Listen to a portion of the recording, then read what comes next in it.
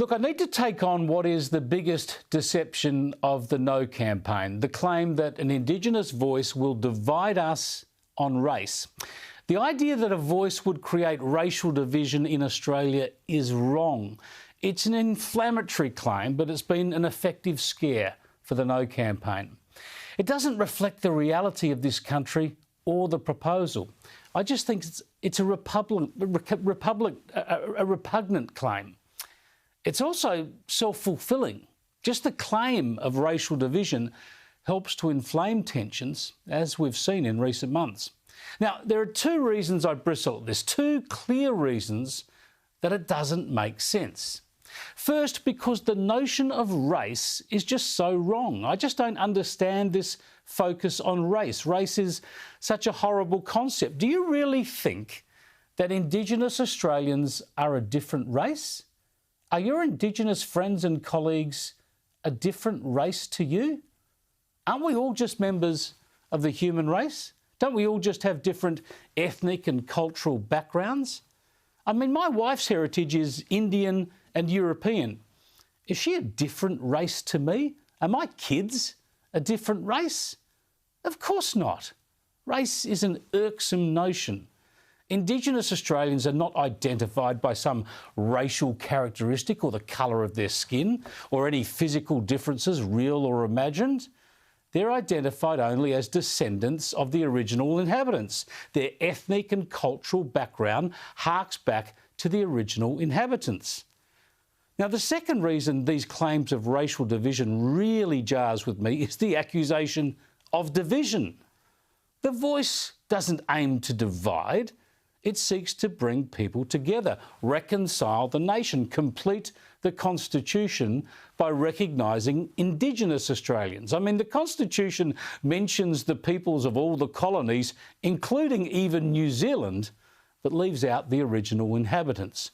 So the Voice aims to embrace Indigenous people and then allow them to have a say on issues that affect them, so that we might close the gap. We might do things better, spend money more wisely, help Indigenous people live as long as the rest of us. This is unity. This is not division. And it needs to be permanent, not because disadvantage will be permanent, but because the special rights and perspectives of Indigenous people will always be recognised. The Mabo decision and native title laws and cultural heritage laws make that reality plain. So we'll always need Indigenous input on these issues. And the No campaign can't even truly believe that giving Indigenous people a voice on these issues is racially divisive, because they know we already have special laws for native title and for cultural heritage. We already have special laws and programs for Indigenous people. If a voice is racially divisive, then so must be all of this. What about the departments of Indigenous Affairs run by state and federal governments under different names? Are they racially divisive? Of course not. It's a nonsense. We have state and federal ministers for Indigenous Affairs. Is that racially divisive? I mean, the lead No campaigner is Senator Jacinta Nampijinpa-Price, and she is the shadow minister for Indigenous Australians.